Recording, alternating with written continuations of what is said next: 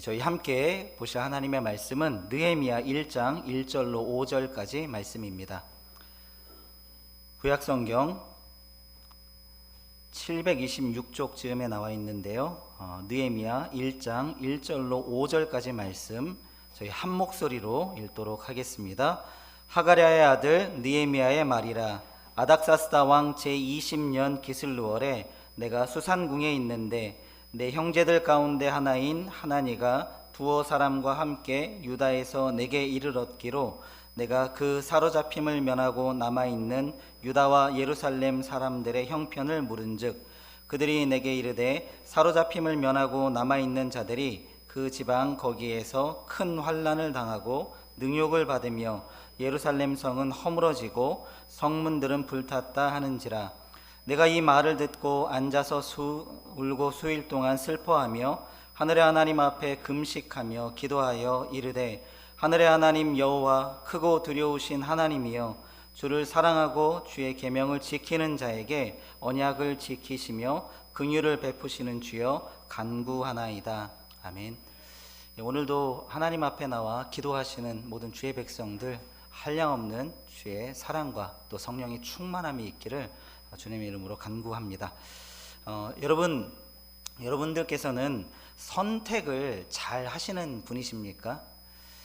선택이라고 하는 게 참 가면 갈수록 어려워지는 것 같습니다. 세상이 좀 단조로웠을 때에는 물건도 몇 가지 없고 그래서 선택할 그 선택지가 많지 않았었습니다. 이것 아니면 저것 뭐 이랬었는데 요즘은 선택할 것이 너무나 많은 것 같습니다. 케첩을 하나 고르려고 해도, 옷을 하나 고르려고 해도, 어떤 물건을 하나 보려고 해도 너무나 많은 물건들이 있어서 거기에서 무엇을 선택한다라고 하는 것이 참 쉽지 않은 것 같습니다. 이 선택을 하는데 그 어려움이 참 많아서 요즘 이런 말도 있죠. 선택장애 혹은 결정장애라고 하는 그런 말들도 생겨났습니다. 선택이 어려운 이유, 무언가를 결정할 때 그것이 참 어려운 이유가 몇 가지 있을 텐데요. 아마 한 가지는 우리가 모든 정보를 가지고 있을 수 없기 때문입니다. 우리가 알고 있는 것은 제한이 되어 있어서 이 제한된 정보를 가지고서 무언가를 선택하기는 참 어렵습니다. 어떤 집을 샀을 때 이 집이 정말 나에게 맞을지, 또 투자의 목적으로 샀을 때 이것이 정말 나에게 유익을 줄지, 사실은 정보를 모으고 모아도 무언가 부족한 것 같습니다. 그래서 결정하기가 참 어렵죠. 우리는 지적인 한계가 있어서 또 시간의 틀 안에 갇혀 있다 보니까 미래를 알 수 없는 그런 제한 속에 있으니까 선택이 참 어렵습니다. 그리고 또 한 가지 선택이 어려운 이유가 있습니다. 그것은 우리 마음속에 두려움이 있기 때문입니다. 이것을 선택했을 때 감당해야 될 일들, 저것을 선택했을 때 유익도 있겠지만 어떤 피해를 볼지도 모르겠다라는 생각이 우리 안에 있습니다. 그래서 선택을 할 때 책임지기를 힘들어하는 사람일수록, 책임을 회피하고 싶어하는 사람일수록 선택을 다른 사람한테 미루는 경향이 참 많을 겁니다. 누구든 선택을 잘하는 사람은 어떤 특징이 있냐면요, 새로운 환경에 잘 적응하고 거기에서 발생하는 일들에 대해서 그다지 스트레스를 안 받고 헤쳐나갈 수 있는 사람, 이런 사람은 쉽게 결정을 하고 그리고 거기에서 나오는 것들을 책임지고 이렇게 한 걸음 한 걸음 걸어 나가는 모습을 보게 됩니다. 인간은 두려움을 없앨 수 없고 인간은 모든 지식을 다 가질 수는 없습니다. 그래서 인간이 완전한 선택을 못한다라고 하는 것은 어떻게 보면 자연스럽고 당연한 겁니다. 누가 모든 지식에 있어서 완전한 선택을 하겠습니까? 우린 그런 존재가 아닙니다. 그런데 오늘 말씀의 제목처럼 하나님은 다르지 않습니까? 하나님은 모든 것을 아십니다. 그리고 하나님께 두려움이 있을까요? 아니요, 하나님께는 두려움이 없습니다. 그러니 하나님의 선택은 어찌 보면 완벽합니다. 이 하나님의 완벽한 선택, 거기에 대해서 사실 우리가 동의를 못할 뿐이지 하나님의 선택은 참 크고 놀라울 뿐입니다. 제가 이렇게 선택에 대해서 이렇게 좀 길게 서론을 이야기했는데요. 느헤미야서를 이렇게 쭉 읽다 보니까 느헤미야서에 눈길을 끄는 주제들이 사실 몇 가지가 있습니다. 느헤미야의 리더십에 많은 사람들이 관심을 갖습니다. 그래서 느헤미야처럼 어떻게 사람들을 이끌까 하는 것을 가지고서 이 성경을 보기도 합니다. 그리고 어떤 사람은 느헤미야의 기도에 관심을 참 많이 갖습니다. 느헤미야처럼 기도하면 좋겠다. 그리고 공동체에 관심을 갖는 사람도 있습니다. 무너진 공동체를 어떻게 세울까라는 그런 생각도 하게 되죠. 이런 여러 가지 생각들이 제 머릿속에도 오갔습니다. 그러면서 이 모든 주제들보다 더 앞서서 생각해 보게 된 질문이 바로, 하나님께서는 왜 느헤미야를 선택하셨을까? 하나님은 다른 사람도 아니고 느헤미야를 선택하신 그 이유는 무엇일까 하는 그 생각을 해보게 되었습니다. 문제가 발생한 곳은 유대 땅의 예루살렘이라는 지역입니다. 그리고 느헤미야가 살고 있는 곳은 거기에서 1000km 이상 떨어진 곳입니다. 바벨론 땅에 살고 있는 사람 느헤미야입니다. 그 사람을 선택해서 이 땅으로 불러들이는 그 이유, 하나님은 도대체 예루살렘에서 발생한 문제면 예루살렘에 있는 사람을 택하시든 아니면 그 인근에 있는 사람을 택하셔서 그 문제를 해결해도 되는 것 아니었을까? 거기에 있는 사람들이 오히려 거기에 대한 정보도 많이 알고 있고 마음도 품을 수 있고 그럴 수 있지 않을까라는 생각을 해보게 됩니다. 굳이 하나님은 왜 저 멀리 있는 느헤미야를 택하셨을까? 선택에 실수가 없으신 분일 텐데, 완전한 분이신데 그 완전한 하나님이 느헤미야를 택한 이유는 뭘까? 그런 질문을 하게 됐습니다. 여러분들은 어떠십니까? 하나님께서 느헤미야를 선택하신 이유는 무엇이라고 생각하십니까? 성경에 명확하게 느헤미야를 선택한 이유는 이것이다 라고 하나님이 말씀하시지는 않으셨습니다. 그러나 오늘 본문의 이 내용을 보면 느헤미야가 어떤 사람인지 우리가 깨달을 수 있고, 아마 이러이러한 이유 때문에 하나님께서 느헤미야를 선택하지 않았을까라는 그런 생각을 해보게 됩니다. 그래서 오늘은 이런 관점에서 하나님께서 선택하시는 사람, 하나님은 어떤 기준으로 도대체 사람을 선택하실까라고 하는 그 관점에서 좀 말씀을 살펴보려고 합니다. 먼저 1절을 보면요, 이렇게 나와 있습니다. 저희 같이 읽어보도록 하겠습니다. 하가랴의 아들 느헤미야의 말이라. 아닥사스다 왕 제20년 기슬루월에 내가 수산궁에 있는데, 느헤미야 자신이 이 글을 쓰고 있다고 밝혔습니다. 나는 하가랴의 아들 느헤미야다. 그리고 이 글을 쓰고 있는 시기는 바로 아닥사스다, 페르시아의 왕인 아닥사스다, 그가 통치한 지 20년 기슬루월은 지금 저희가 12월 중순에 들어가고 있지 않습니까? 약 요때쯤이 바로 기슬루월에 해당합니다. 그러니까 겨울쯤 되는 시기겠죠. 그때 이 편지를 썼다라고 합니다. 아닥사스다 왕 제20년, 이것을 구체적인 연도로 하면은 지금으로부터 한 2500년 전쯤, 그러니까 주전 445년쯤이에요. 이스라엘의 역사를 대충 아시니까 짚어드리면 이렇습니다. 주전 538년에 고레스 왕이 칙령을 내립니다. 유다 백성들에게 예루살렘으로 돌아가서 너희들의 성전을 새로 건축하라는 명령을 내립니다. 그래서 스룹바벨이 인도함에 따라서 1차로 포로들이 귀환을 하게 됩니다. 그래서 성전을 건축하지만 많은 어려움들을 겪게 되죠. 그 가운데 하나님께서 학개, 스가랴 이런 선지자들을 보내서 그들을 격려해서 공사를 멈추었지만 다시금 재개해서 성전을 짓게끔 합니다. 그리고 나서 주전 458년, 이때가 에스라의 인도하에 제2차로 포로들이 귀환을 하게 됩니다.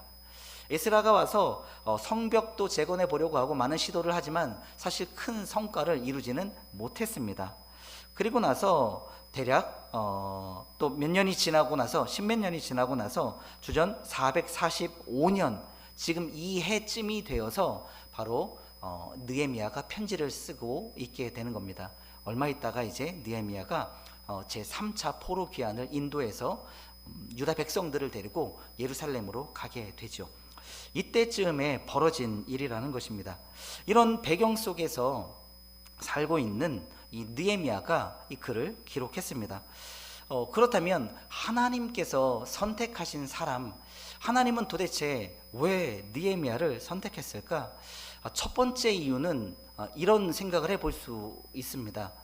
첫 번째는 느헤미야는 자신의 기득권을 내려놓을 수 있는 사람이었다는 것입니다. 달리 바꿔보면 기득권을 내려놓을 수 있다라고 하는 것은 그는 움직일 수 있는 사람, 떠날 수 있는 사람이었다라는 사실입니다. 느헤미야 1장 1절에 저희가 읽었던 것처럼 그는 어디에 살고 있었냐면 수산궁에 살고 있었다고 합니다. 자기가 살고 있는 곳은 페르시아에 3대 궁이 있는데 엑바타나라고 하는 곳에 여름 별궁이 있습니다. 그리고 이 수산이라고 하는 궁은 겨울궁으로 유명합니다. 그리고 페르세폴리스라고 하는 그런 궁도 있습니다. 아주 유명한 3개의 궁이 있는데 그 궁 중에서 하나인, 그 중에서도 가장 아름답다고도 할 수 있는 그 수산궁에서 아주 안정적인 지위를 가지고 살아가고 있었던 사람이 느헤미야입니다. 이 수산이라고 하는 그 이름의 뜻 자체가 백합이라고 하는 뜻을 갖고 있습니다. 백합꽃 자체가 아름답듯이 수산궁도 얼마나 크고 화려하고 아름다운지 모릅니다. 지금 남아있는 것은 알렉산더가 다 무너뜨렸기 때문에 그 터만 남아있지만 그 터 자체도 너무나 크고 거기에 있었던 그 유적들을 통해서 추적을 해보면 굉장히 아름다운 성이었다라고 합니다.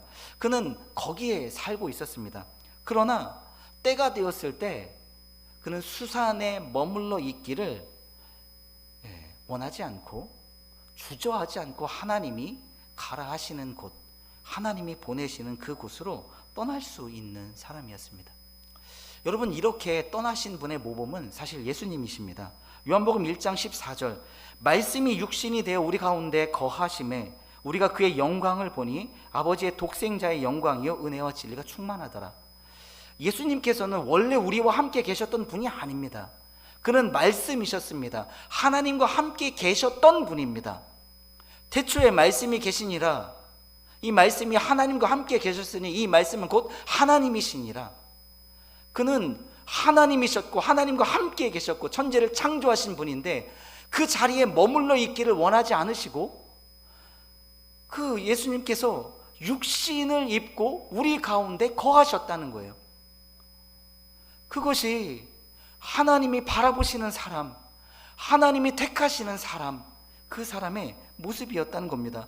이 모습을 또 다르게 표현하면 어떻습니까? 빌립보서 2장 5절로 8절, 너희 안에 이 마음을 품으라. 곧 그리스도 예수의 마음이니 그는 근본 하나님의 본체시나 하나님과 동등됨을 취할 것으로 여기지 아니하시고 오히려 자기를 비워 종의 형체를 가지사 사람들과 같이 되셨고 사람의 모양으로 나타나사 자기를 낮추시고 죽기까지 복종하셨으니 그 십자가에 죽으심이라. 여러분, 우리가 하나님의 부르심이 없어서 못 움직이는 걸까요? 부르시지 않으면 움직이지 않아야 되겠죠. 그러나 어찌 보면 하나님은 부르시기를 원하는데 우리가 수산을 떠나고 싶지 않아 할 수도 있습니다. 여기가 더 안전하고 여기가 더 편한 것 같고 여기가 내 삶을 영위하기에 더 나을 것 같은 그 마음 때문에 수산을 떠나기 싫어하는 것. 그러면 하나님은 선택하실 수 있을까요? 없을까요? 아마 없을 겁니다. 아브라함을 선택하셨습니까? 예, 선택하셨죠. 그리고 아브라함에게 명령하셨잖아요. 너는 내 고향, 친척, 본토, 아버지의 집을 떠나라. 그리고 아브라함은 자신의 재산과 친척이 있는 그 고향을 떠납니다. 그리고 믿음의 조상의 길을 걸어가게 됩니다. 원인은 우리에게 있을지 모르겠습니다. 우리가 수산궁을 너무 사랑하면 우린 절대 떠날 수 없습니다. 여러분이 사랑하시는 건 뭡니까? 그게 단지 사랑의 대상으로 남아 있습니까? 아니면 하나님의 뜻에 순종하지 못하도록 발목을 붙잡고 있습니까? 그것을 오늘 하나님 앞에 기도하며 깨닫는 시간, 하나님 앞에 기도하며 그것들을 끊어내 버리는 시간, 그것이 되었으면 좋겠습니다. 제가 아는 목사님 동생분이 계신데요, 이 목사님도 기도하면서 깨달았고, 그리고 이 동생분도 사실은 깨닫고 있었다고 합니다. 무엇을 깨달았냐면, 이분은 사업하시는 분이었는데 하나님께서 이분을 부르신다는 것, 하나님께서 이분을 불러서 선교사로 보내신다고 하는 것을 이분도 깨닫고 있었다고 합니다. 그래서 형님은 목사님이신데 형님이 기도하는 가운데 계속해서 너 하나님이 부르시는 거 알지 않냐 이야기를 하는데, 형님 알아요. 근데 조금만 더 있다가 갈게요. 조금만 더 있다가 갈게요. 그러다가 하나님이 이분을 데려가셨어요. 저희에게는 이런 어리석음이 있지 않았으면 좋겠습니다. 저희는 떠날 수 있는 자가 되었으면 좋겠습니다. 수산을 떠날 수 있는 은혜가 있기를 주 예수 그리스도의 이름으로 축원드립니다. 두 번째, 느헤미야를 생각하니까 하나님이 왜 그를 선택하셨을까 생각해 봤을 때, 느헤미야는 자족할 줄 아는 사람이었습니다. 느헤미야는 감사할 줄 아는 사람이었습니다. 좀 제가 복잡하게 이야기할 수도 있는데요, 느헤미야는 사실 다른 곳을, 다른 사람들을 바라볼 수 있는 사람이었습니다. 여러분, 자족하지 않으면, 감사하지 않으면 주변을 볼 수 있는 여유가 없습니다. 욕망이 계속 올라와서 내 욕망을 채우기에 급급하지 다른 사람을 살펴볼 여유를 갖지 않습니다.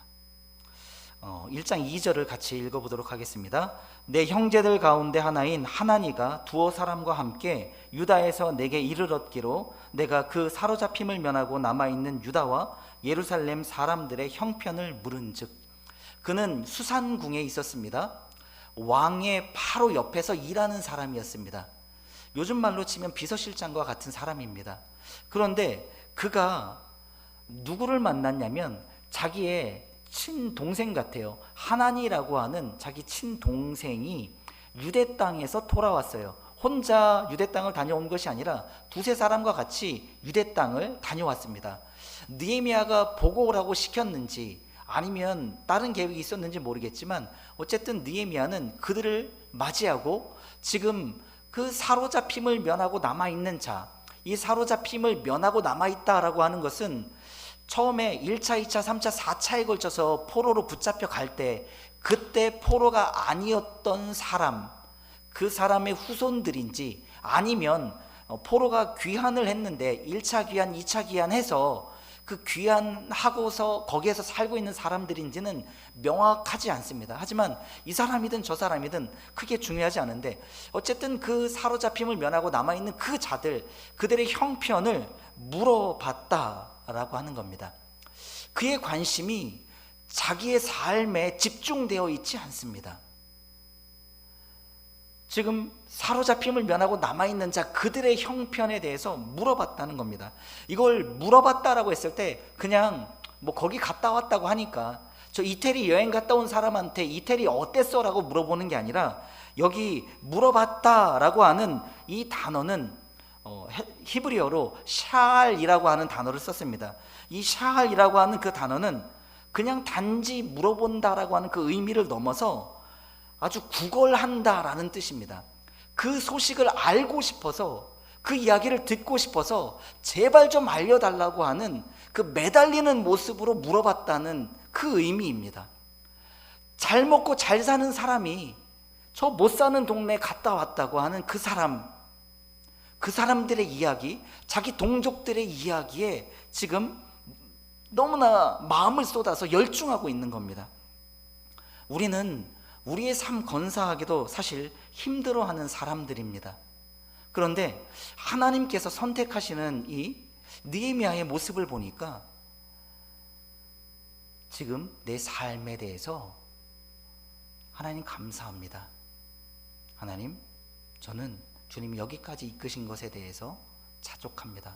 전 더 올라가지 않아도 되고 주님 저를 더 내리셔도 괜찮습니다. 그 자족하는 마음이 있으면 우리의 마음이 이제 주변을 돌아볼 수 있는 준비가 되는 것입니다. 저도 남의 시선을 굉장히 의식하는 사람입니다. 그래서 제 자신에 집중을 많이 합니다. 내 모습에 대해서 누가 뭐라고 할지, 내 설교에 대해서 누가 뭐라고 할지, 내 언행에 대해서 누가 뭐라고 할지, 저 자신에 대해서 제가 더 인정받고 제가 더 높아지고 제가 더 나아지라는 욕구가 많으면 많을수록 제가 주변에 있는 사람들의 신음과 아픔 소리를 잘 듣지 않습니다. 그게 인간의 어리석음, 죄인의 약함입니다. 예수님은 요한복음 5장에서 저희가 이미 봤듯이, 다른 곳에서도 많이 보였듯이 베데스다 연못가에 있는 그 병자, 38년 된 그 병자, 그 수많은 병자들이 있었고 거기에 38년 된 병자가 있었는데, 어떻게 보면 병자들이 하도 많아서 여긴 원래 이런 곳이구나, 병자들이 모이는 곳이구나 하면서 그 솔로몬의 행각을 그냥 지나갔을 수도 모르겠습니다. 그런데 예수님은 거기에서 그 38년 된 병자 앞에 서십니다. 그를 쳐다보십니다. 그에게 관심을 주십니다. 예수님은 자기를 더 높이려는 욕망에 사로잡힌 분이 아니었기 때문입니다.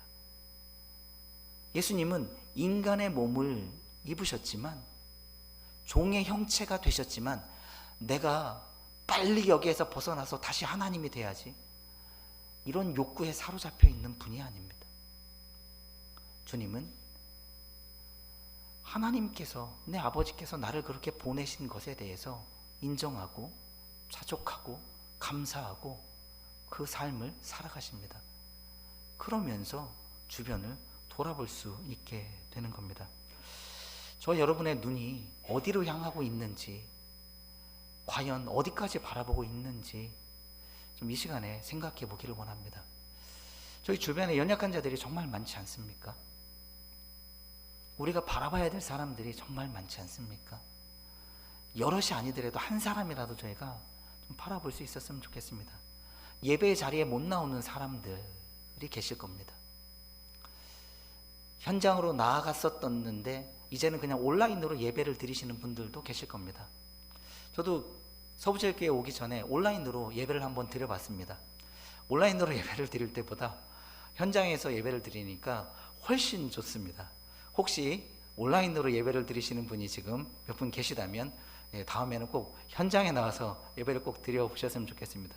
온라인으로 찬양을 할 때에는 사실 온라인으로 이렇게 이 음향이 잘 맞춰져 있지 않기 때문에 찬양 소리도 그렇게 좋게 들리지 않습니다. 그런데 현장에서 들으면 여기 현장에 맞는 음향으로 맞춰놨기 때문에 찬양 소리도 훨씬 좋습니다. 그리고 찬양의 은혜도 훨씬 큰 것 같습니다. 온라인에 계신 분들 혹시 들으신다면, 많지 않은 걸로 알고 있기는 하지만 함께 나왔으면 좋겠습니다. 예배 자리에 못 나오시는 분들 저희가 안타까워해야 합니다. 기도의 자리에 못 나오는 분들, 그렇지 지복이야. 아니요, 우리 안타까워해야 합니다. 말씀에서 멀어진 사람들 어떻게 해야 될까요? 안타까워해야 합니다. 위에서 기도해야 되고, 그들이 나와서 말씀 보고 기도하고 함께 교제하고 함께 사역하고 하는 것에 대해서 우리의 마음과 생각이 갈 수 있기를 주님 이름으로 축원드립니다. 세 번째, 느헤미야. 하나님께서 느헤미야를 택하셨는데 그 택하신 이유는 바로 세 번째로 느헤미야가 기도하는 사람이었기 때문이다. 성경은 그렇게 보여주고 있습니다. 느헤미야 1장 4절과 5절 같이 읽겠습니다. 시작. 내가 이 말을 듣고 앉아서 울고 수일 동안 슬퍼하며 하늘의 하나님 앞에 금식하며 기도하여 이르되, 하늘의 하나님 여호와 크고 두려우신 하나님이여, 주를 사랑하고 주의 계명을 지키는 자에게 언약을 지키시며 긍휼을 베푸시는 주여 간구하나이다. 아멘.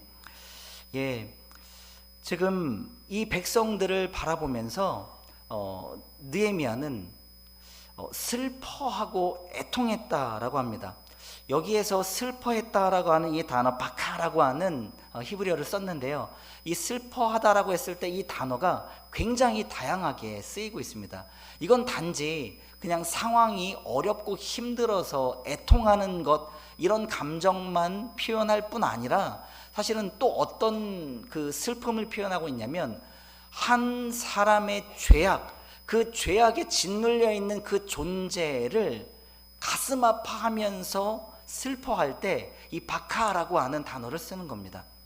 느헤미야가 지금 기도하기에 앞서서 굉장히 애통해하고 슬퍼하고 있는데, 그는 단지 경제적인 어려움만 보고 있었던 것이 아니라 이들의 영적인 상황, 이들이 얼마나 그 무너진 예루살렘 가운데 힘을 잃고 있는 그 상황이 죄에 짓눌려 있는, 죄의 짐을 이기지 못하는 그 답답한 상태다라고 하는 것을 바라보고 그들의 영적인 상황까지 애통해하면서 그가 울며 금식하고 드디어 기도를 시작하게 되는 겁니다. 기도할 수 있는 사람을 하나님은 기뻐하십니다. 이 기도에 대해서 다음 시간에는 우리의 기도가 그러면 어떤 기도가 되어야 할지에 대해서는 다음 시간에 나눌 텐데요. 여러분, 이 시대에 하나님 정말 기도를 원하십니다. 기도를 필요로 하십니다. 서부제일교회에 제가 부임하면서 하나님 앞에 간구하고 있는 것이 있습니다. 제가 기도하기를 원하고 또 함께 기도하는 사람을 하나님 앞에 구하고 있습니다. 이미 기도하고 계신 분도 있고 중보기도팀도 있습니다. 중보기도팀이 하나님 앞에 온전히 기도하기를 원합니다. 열심히 기도의 사명을 감당해 오셨을 겁니다. 그러면서도 이 느헤미야처럼 그 한 영혼 한 영혼에 대한 관심을 가지고 그들의 영혼의 가장 깊숙한 문제를 같이 끌어안고 기도할 수 있는 그 사람, 하나님이 한 사람만이라도 세우셨으면 좋겠다. 한 사람만이라도 느헤미야처럼 기도하고 있으면 하나님이 분명히 일하시겠다 하는 그 기대를 갖습니다. 여러분 같이 기도해 주셨으면 좋겠습니다. 잠깐이라도 우리 서부제일교회를 위해서, 또 18년 반 동안 수고하신 우리 담임 목사님 사모님을 위해서, 예배하지 못하고 기도하지 못하고 죄의 짐을 이기지 못하고 계속해서 똑같은 자리에서 넘어지고 실패하고 하나님의 자녀답지 못한 삶을 살아간다고 답답해하는 그 사람을 위해서 함께 기도할 수 있는 한 사람 되기를 주님의 이름으로 축원드립니다. 여러분, 하나님께서 사람을 택하십니다. 대략 느헤미야가 어떤 사람인지를 통해서 하나님은 아마 이런 사람을 택할 것이다 라고 오늘 함께 살펴봤습니다. 그런데 여러분, 이런 생각도 혹시 드시지 않습니까? 하나님께서는 꼭 누군가를 선택하셔야만 하는 걸까? 하나님은 꼭 누군가를 선택해야만 하는 걸까? 이스마엘과 이삭 중에서 이스마엘은 버리고 이삭을 선택하셔서 그게 꼭 좋았나? 에서와 야곱 중에서 왜 에서는 버리고 야곱을 선택하셨나? 에서의 마음은 어땠을까? 이스마엘의 마음은 어땠을까? 야곱의 12아들 중에서 왜 처음에는 요셉을 택하시고 또 나중에는 유다를 택하시고 하는 그 택함을 왜 하시는 걸까?